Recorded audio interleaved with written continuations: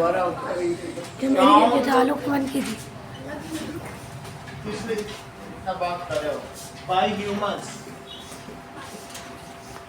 हम लोग भी इसी तरीके से जब बात करते हैं तो हमारी बॉडी ये जो लैरिंग्स में दो मेम्ब्रेन्स हैं, then they collapse with each other, आपस में पास आती हैं दूर जाती हैं। जैसे एक बैलून में अगर आगे से कट कर दो और उसमें फूको तो फटफट फटफट की आवाज़ आएगी, तो इस तरीके से एक बैलून का ऊपर का हिस्सा लो और यहाँ से इसको तोड़ दो।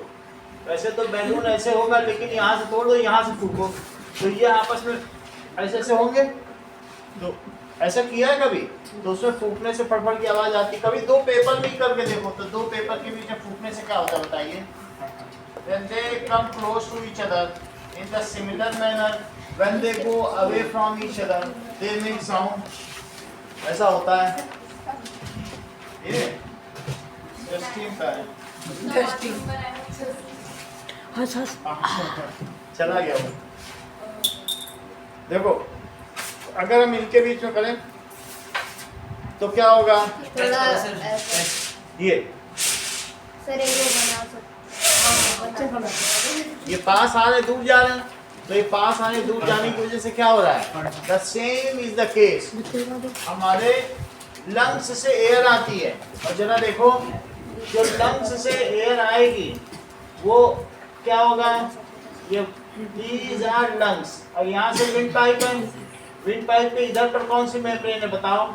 That is लैरिंग्स। और ये जो लैरिंग्स में दो अलग अलग मेम्ब्रेन है, जब इनसे एयर आएगी तो क्या ये वाइब्रेट करने लगेंगे? और जब यही लैरिंग्स है, दिस इज वॉइस बॉक्स जो हमारी नेक में है,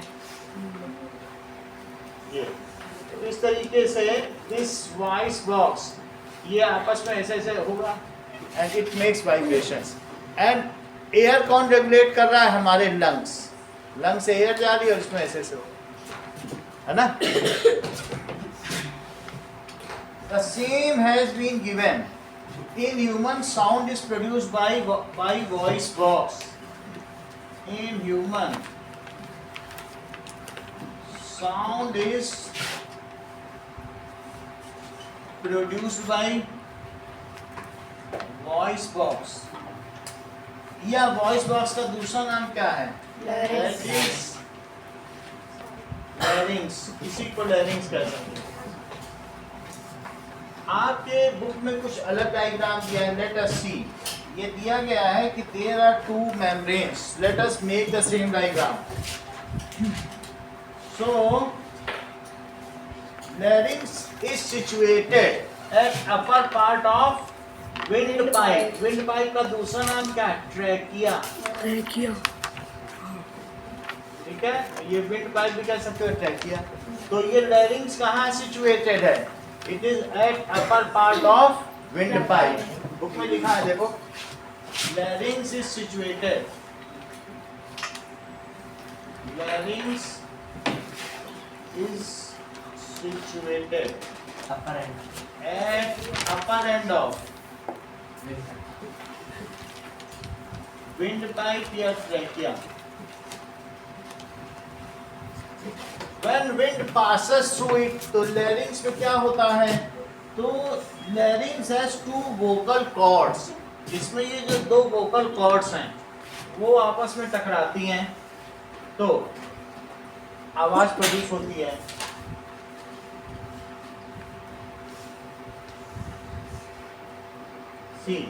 अब यहाँ पर ये दिखाया गया है, एक ऐसी कॉर्ड है और दूसरी ये कॉर्ड है। उनके बीच से जब एयर जाएगी तो क्या होगा? तो ये चल के आगे विंड पाइप हो जाएगी। So these two vocal cords are larynx.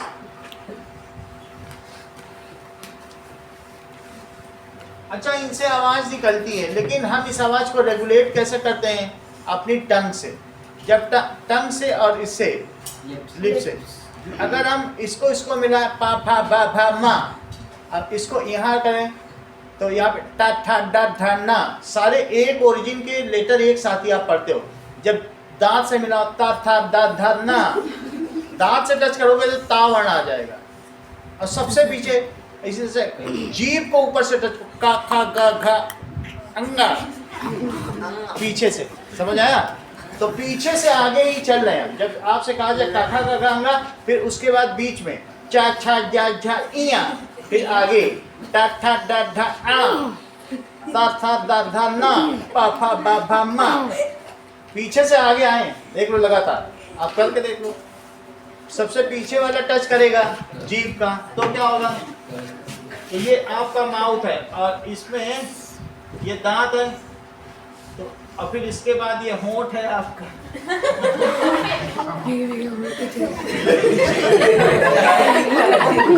हाँ, अब देखो, यहाँ से अगर टच करे तो काखा गागा अंगा, फिर यहाँ अगर टच करो, तुम कभी बोल के देख लो, चावा चा का पूरा सीरीज, चा छा जा झा इया बीच में, फिर यहाँ टच कर जाए तो क्या होगा? बोलो, दांत के पीछे यहाँ टच कर दे जाए तो टा ठा डा ढा अड़ा, दांत पे टच कर जाए तो दंतव्य कौन से होते हैं?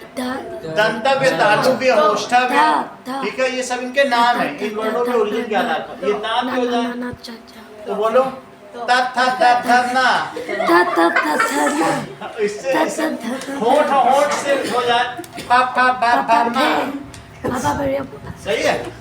तो इस ऐसे हम लोग रेगुलेट कर लेते हैं, लेकिन गाय नहीं कर पाती, वो नहीं कर पा रही है। हम लोग इसको भाषा में बदल ले रहे हैं।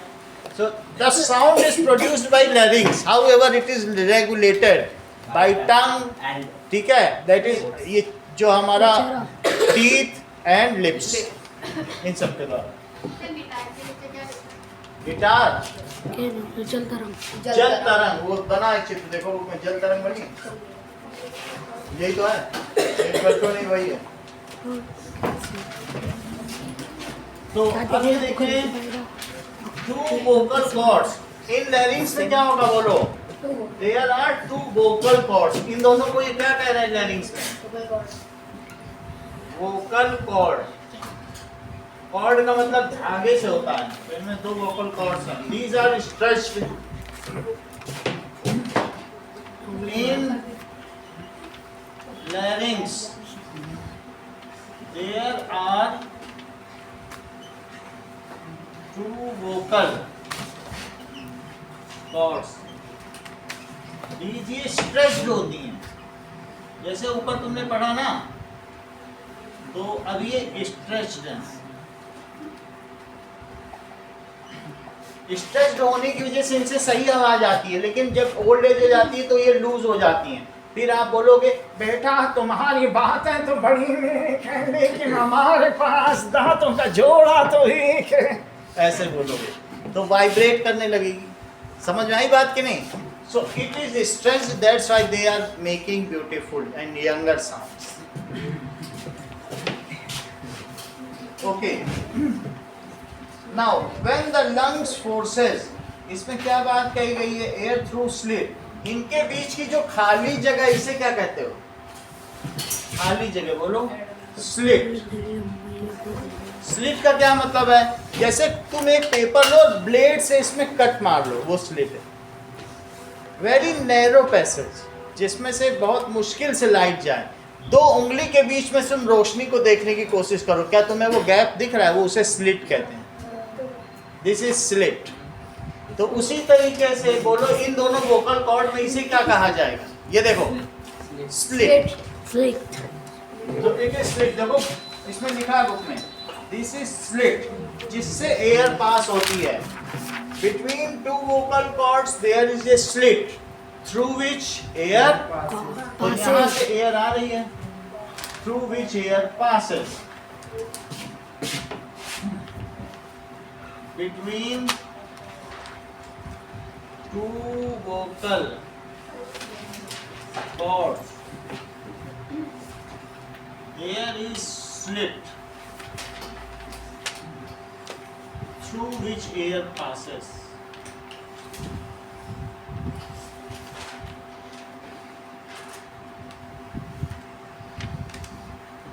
अब जरा देखें, इसमें दिखाया गया है कि एक 13.9 फिगर देखो, अगर क्या करें, कि इसी को ले लें और इसी में ऐसे कर लें। देखो एक चित्र, और इसमें यहाँ से ऐसे इसको कट कर लिया गया। ऐसा तुम्हारी बुक में दिया है? ऐसे कर लिया है। फिर ऐसे फोल्ड करके और फिर उसके बाद इसको ऐसे कर लो, है ना?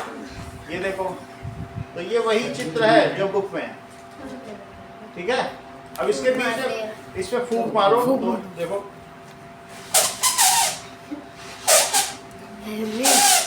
आ रही है आवाज। तो ये एक तरीके का यहाँ पर दिखाया गया है।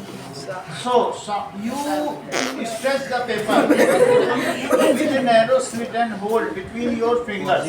या फिर ऐसा क्या कर सकते हो कि अगर हम सिर्फ इसमें से 2 पेपर ले लें जो ये लड़की कर रही है, तो 2 पेपर के बीच में भी अगर आप फूकोगे, ठीक है, लड़की है ऊपर वाला वो तो पेपर फाड़ के ये देखो, फिर इसके बीच में ऐसे करो, जोर से। इसमें तो नहीं हो रहा, लेकिन वो कैसे दिखा रही है कि 2 पेपर के बीच में से करेंगे तो आवाज आएगी। थोड़े रह गए कुछ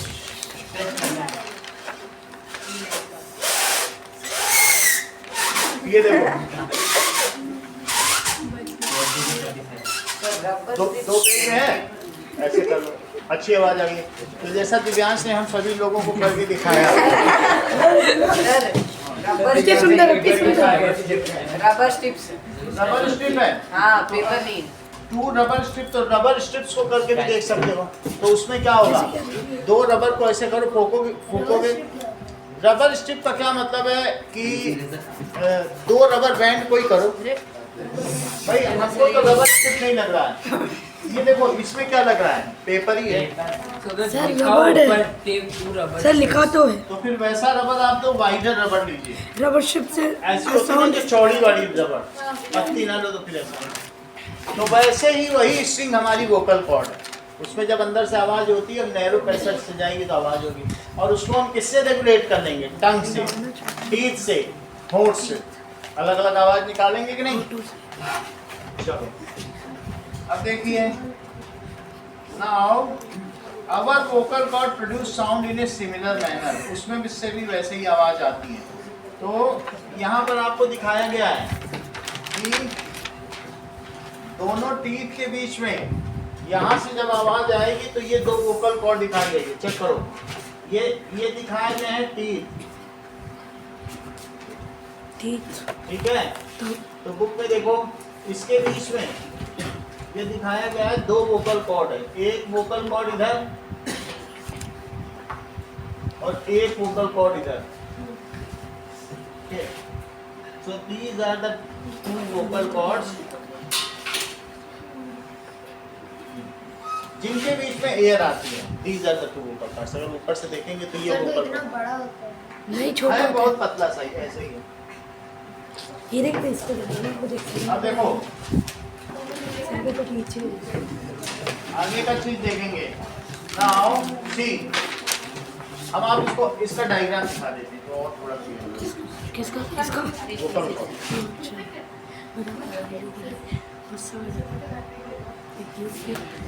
नाउ बंद कर दे।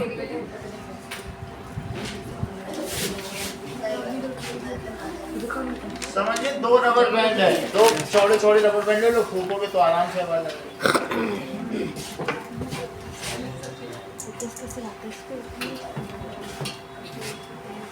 अगला देखें, इस एक्टिविटी में क्या किया गया, मीडियम टू ट्रेवल। तो टेक ए मेटल और glass tumbler, sound needs a medium to travel।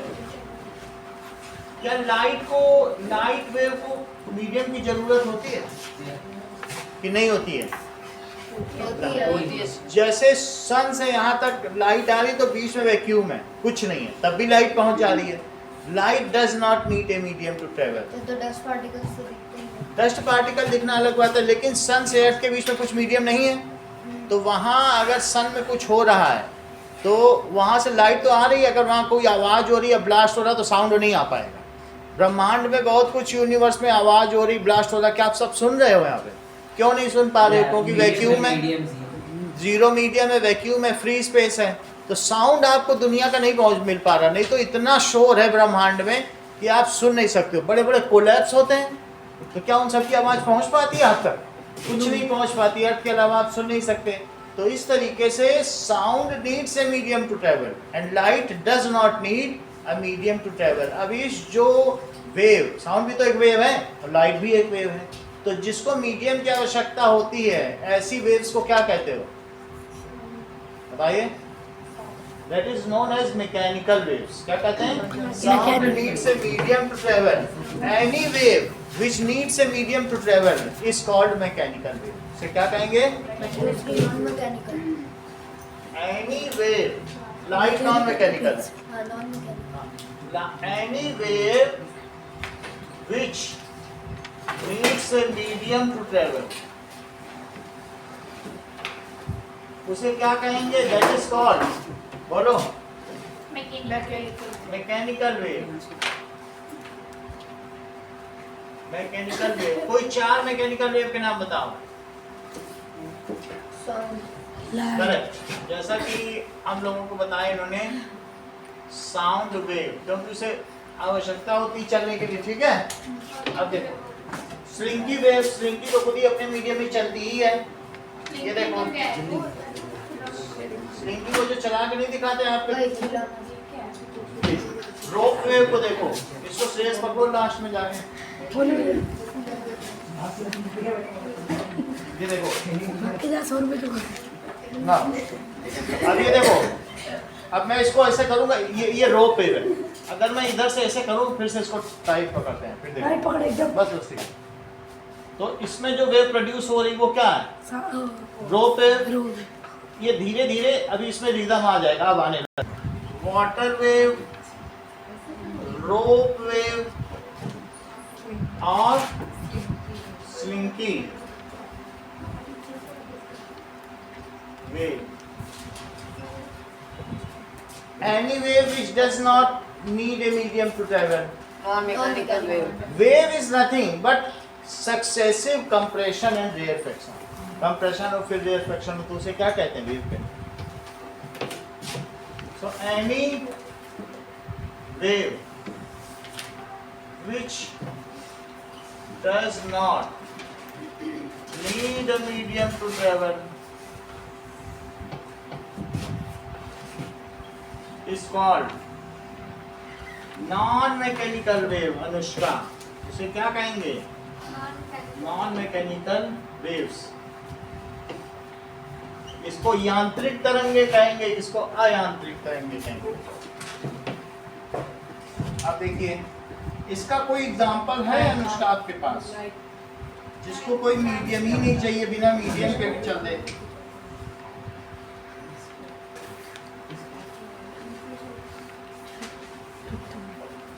तो बुक में इसकी हेडिंग देखो कि sound needs a medium for propagation.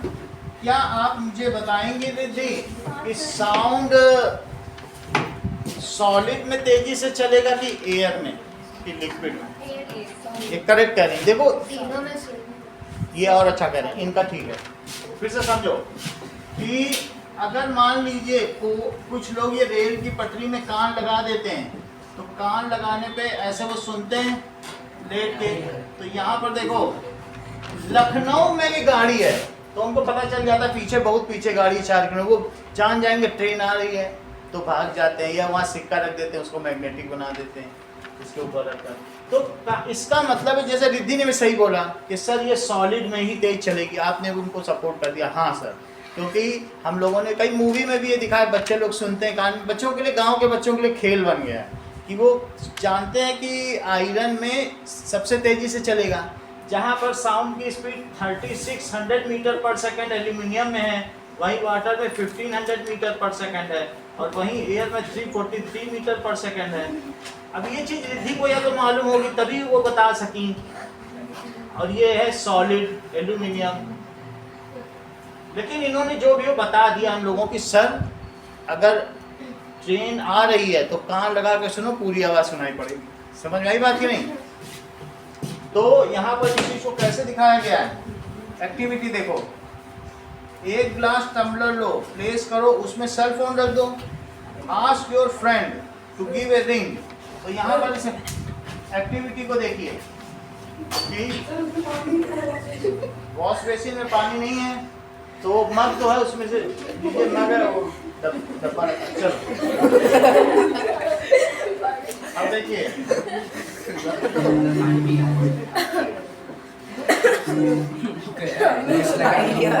Well jar experiment.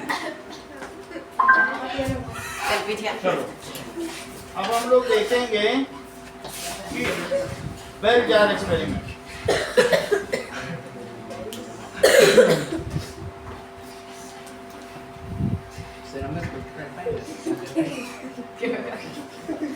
अभी तो तुम सीखो ना, पहले बताओ एक्सपेरिमेंट क्या है, तुम अगर तेज हो तो।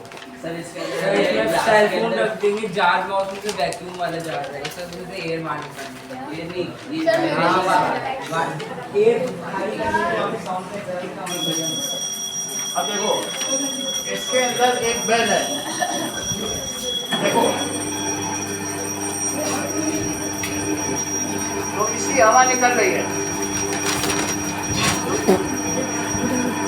बेल की आवाज कम होती जा रही थी, एक टाइम पे बिल्कुल खत्म हो जाएगी, उस वैक्यूम पंप से एयर निकाली जाएगी। वैक्यूम होता है तो आवाज तेज होती है। हवा, अगर हवा होगी अंदर, समझो इस चीज को, हवा होगी तो वो जो ये बेल पहले बजी, बेल ने इसके अंदर के पार्टिकल को वाइब्रेट किया, उन एयर ने ग्लास को वाइब्रेट किया, ग्लास ने बाहर की एयर को वाइब्रेट किया, फिर उस एयर ने आपके ईयर के ईयर ड्रम को वाइब्रेट कर दिया। अगर सब चीज कुछ ना कुछ किसी को वाइब्रेट करती रहे तो आप तक वो बात पहुंच जाएगी। अगर बीच की हवा निकल जाए तो बोलो इस बेल से इस ग्लास जार को क्या तुम वाइब्रेट करा सकोगे? क्योंकि बीच में हवा ही नहीं होगी, तो एक मीडियम से दूसरे मीडियम, दूसरे मीडियम से तीसरे मीडियम, तभी तो चलेगा ना साउंड।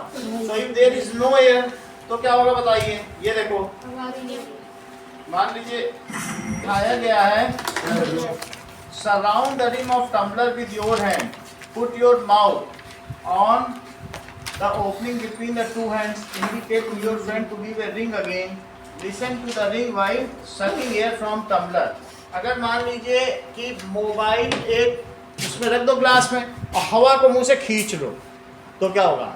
मुंह कोई वैक्यूम पंप बना लो, छोटा ग्लास लो या कोई बॉटल, कोई ऐसी चीज लो जिसमें छोटा ग्लास लो और पूरा रख के खींच लो, और अपने दोस्त से कहो क्या इसका रिंगिंग साउंड, उसमें गाना बजा दो, तो उससे दोस्त से कहो क्या तुम्हें अब गाना सुनाई पड़ेगा?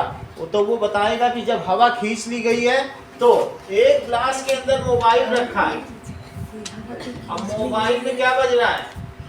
दैट इज नोकिया का मोबाइल में थोड़ा छोटा होता है, ऐसे पहले आता था नोकिया का, ठीक है, कुछ भी है। और फिर इसको मुंह में रख के देखो, ग्लास को उसने मुंह में रख लिया और फिर उससे हवा खींच ली, तो अब इसी ग्लास में मोबाइल भी रखा हुआ है, गाना बज रहा है, लेकिन तुम्हारे दोस्त को गाना नहीं सुनाई पड़ेगा। क्यों? क्योंकि इसके अंदर की एयर आपने क्या कर ली है? सब कर ली है। तो without air there is sound can not travel. Just see, जैसे ये एक बेल जार एक्सपेरिमेंट है, तो बेल जार में यहाँ रबर गास्केट है और इसी रबर गास्केट में यहाँ पर एक तुम बेल टांग दो, ये बेल को इसके टच भी मत करो, सिर्फ इसमें धागा बांध के ऐसे टांग दो। जैसे ये बेल है ना हमारे पास इलेक्ट्रिक बेल, तो तुम ये कहोगे कि यहीं से इसको टांग दो, पकड़ के टंगी रहेगी और इस साइकिल उसको हिट करता रहेगा। बेल जार इलेक्ट्रिक बेल है, तो इसमें इन दोनों में इलेक्ट्रिसिटी कर देने से ये हो जाएगा, ठीक है, इलेक्ट्रिक बेल ही, ओके, दिखा देंगे। अब ये देखो, इसमें तुमने लगाया, ओके, तो अब इसका कनेक्शन दे दो पीछे से दे दीजिए कहीं से, इसमें एक वैक्यूम पंप है, तो स्ट्राइकर इस बेल को हीट करता रहेगा। उसके पास तो स्ट्राइकर वाली थी, हमारे पास भी स्ट्राइकर वाली है, तो ये जैसे जैसे इसको बाउल को हिट करेगा, स्टील बाउल को, तो ये तो बजती रहेगी, लेकिन ये जो वैक्यूम पंप में जाने के बाद बताओ क्या होगा? इसके वाइब्रेशन करने से क्या अनुष्का एयर पार्टिकल वाइब्रेट कर पाएंगे? जब एयर ही नहीं वाइब्रेट करेगा तो ग्लास कैसे वाइब्रेट करेगा?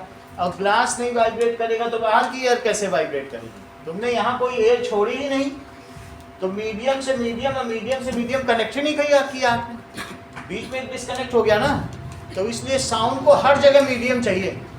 अगर कहीं भी तुमने मीडियम डिस्कनेक्ट कर दिया तो साउंड आगे नहीं चल पाएगा। तो ये बात ध्यान रखिए।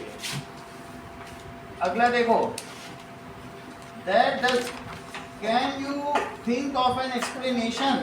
तो यहाँ पर हमने दिखाया कि sound needs a medium to travel.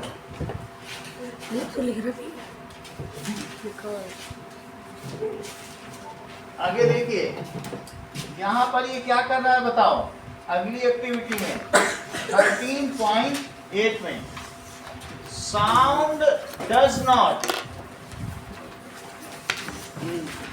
ठीक है, ट्रेवल इन वैक्यूम, वैक्यूम में नहीं चलेगा।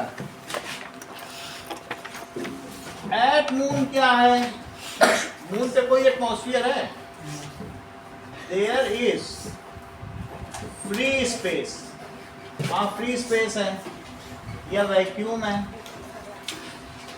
सो we can not talk with each other, वहाँ बात नहीं कर सकते। There we can not talk with each other. अगर तुमने पूरा सूट लगा लिया, सूट के अंदर हवा है, तो तुम उसके अंदर मोबाइल और ईयरफोन लगाओगे तो हो जाएगा। और तुम ऐसे भी मोबाइल लगाओगे तो यहाँ हवा नहीं है ईयर ड्रम के ऊपर, तो नहीं सुनता। उतने के लिए भी हवा चाहिए। तुम सोचो मोबाइल यहाँ लगा लें तो भी नहीं बात कर पाओगे, कोई कान में बोलेगा तब भी नहीं सुन पाओगे। ईयरफोन भी लगा लोगे, लेकिन ईयरफोन से तुम्हारे ईयर ड्रम तक जाने के लिए बीच में हवा चाहिए।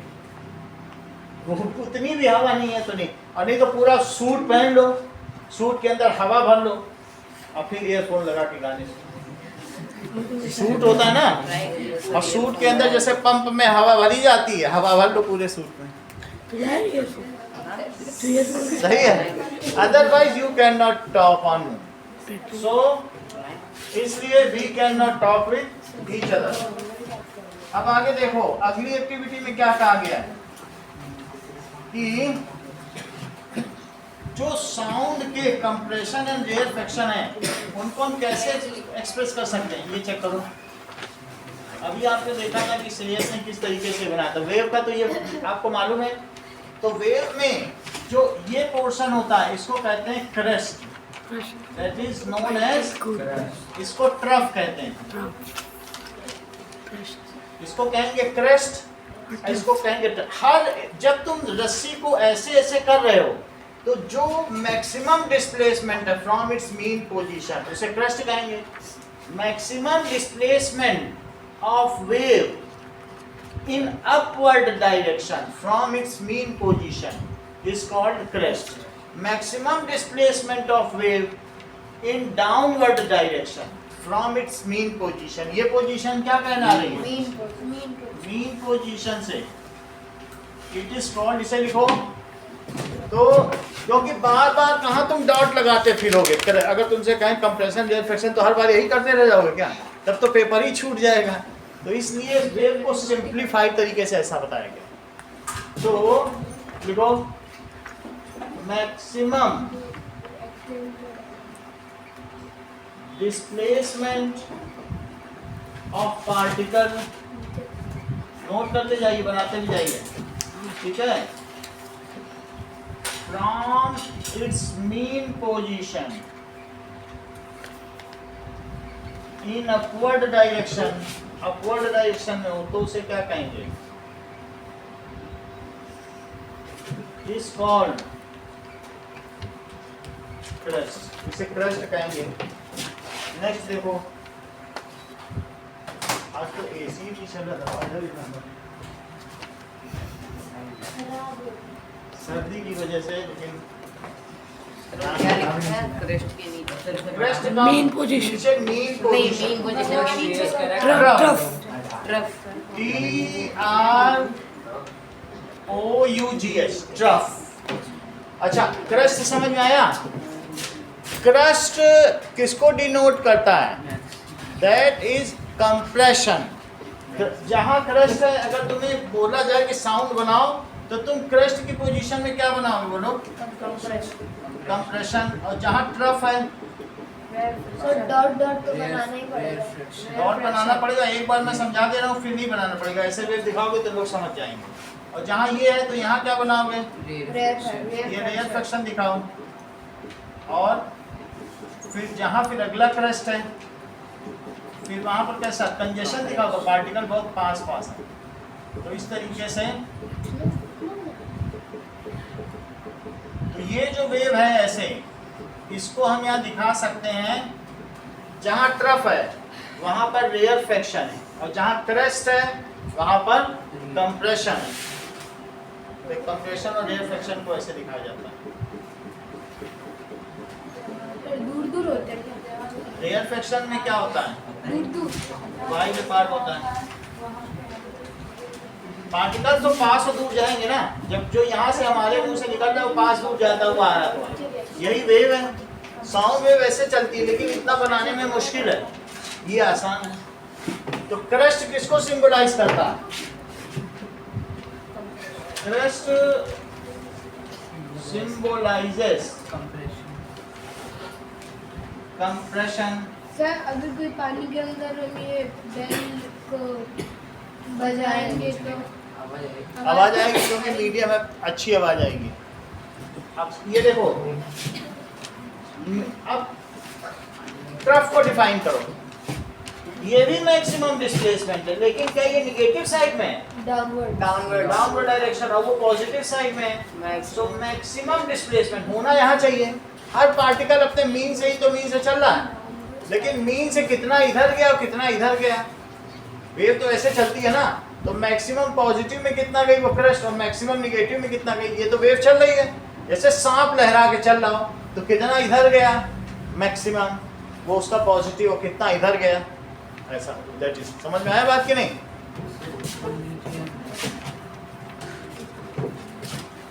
That is maximum displacement of particle, wave particle, from its mean position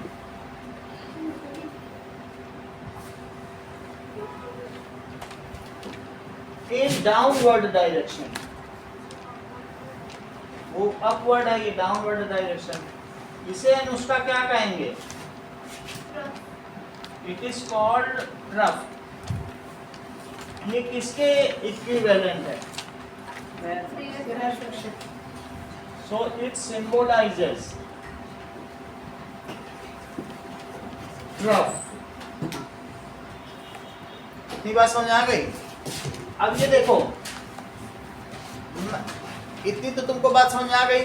अब देखो, चाहे ये लेंथ हो मैक्सिमम डिस्प्लेसमेंट, तो this is the point of crest, this is the point of trough. Okay, maximum displacement from its mean position to either direction, कितना वो जा रहा है उसे एम्पलीट्यूड कहेंगे। This is amplitude of crest, this is amplitude of trough. Crest क्या हुआ? वो पॉइंट है, the point where the wave is maximum displaced in positive direction, उसे क्रस्ट एंड बोलो। पूछो। Sir it rarefaction tuition में क्या लिखा? वही किया था। It is symbolizes rarefaction. अब ध्यान दो, so maximum displacement of wave to either side is called amplitude. अब एम्पलीट्यूड की डेफिनेशन,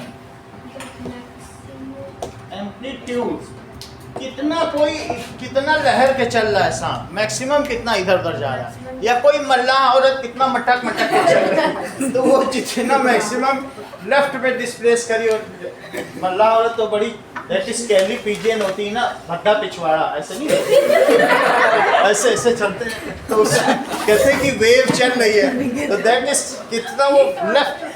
यस, ये मराठी जो मछुआरे नहीं होते उनके मल्लाह ऐसा होता है, तो उनका कितना डिस्प्लेसमेंट लेफ्ट में हुआ है, कितना राइट में हुआ, उस चीज को हम क्या कहेंगे?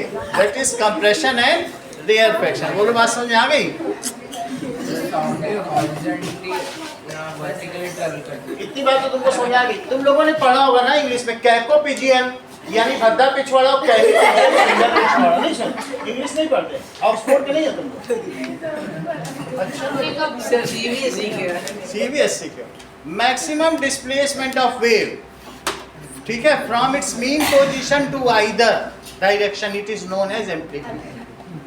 हाँ सर ये जो एम्पलीट्यूड है वो क्रस्ट की तरफ जितना होगा क्रस्ट की तरफ भी सेम होगा। हाँ सेम होगा, ये बिल्कुल सही है, जितना क्रस्ट की तरफ होगा उतना ही ट्रफ की तरफ। वेव ये नहीं कि इधर कम चले उधर ज्यादा चले, ऐसे कोई थोड़ा वैसे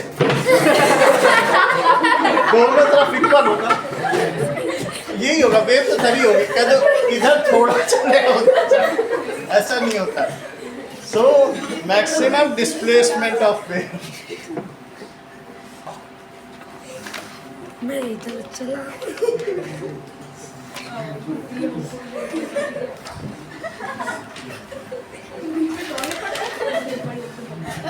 ठीक है, on either direction, on either direction from its mean position, from its mean position, it is called, इसे क्या कहेंगे? Wave, it is called amplitude, इसे आयाम कहते हैं, एम्पलीट्यूड। अब जरा देखो, तुम्हारे बुक में लाउडनेस भी बताई गई है।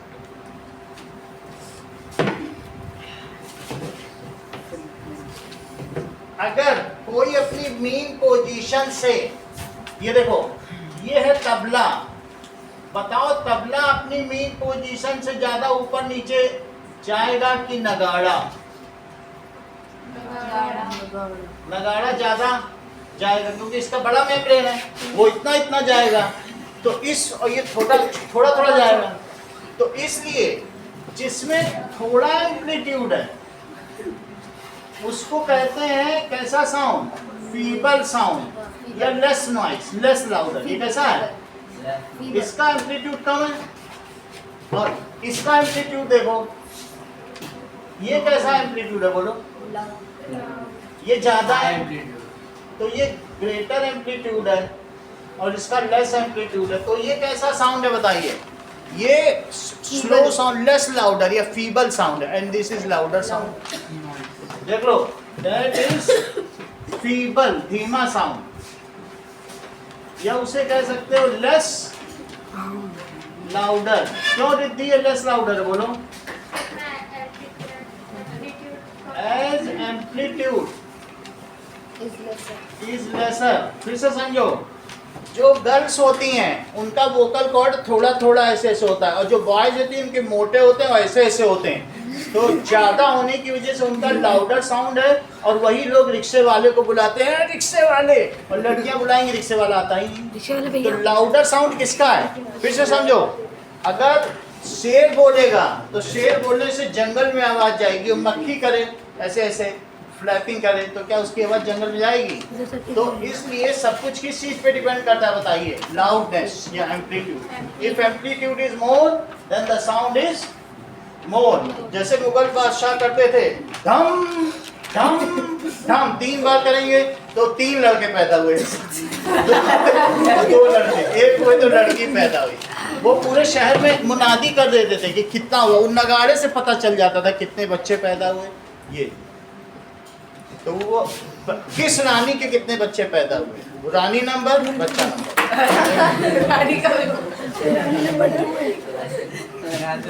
ऐसा होता था भाई। कितने बच्चे का वैसे? हाँ? कितने बच्चे थे? शाहजहां का तो वो मुमताज में 18वां बच्चा देख के फिर और वो शाहजहां की 18वीं पत्नी थी। हर एक पत्नी का एक बच्चा। हर पत्नी के 18 बच्चे।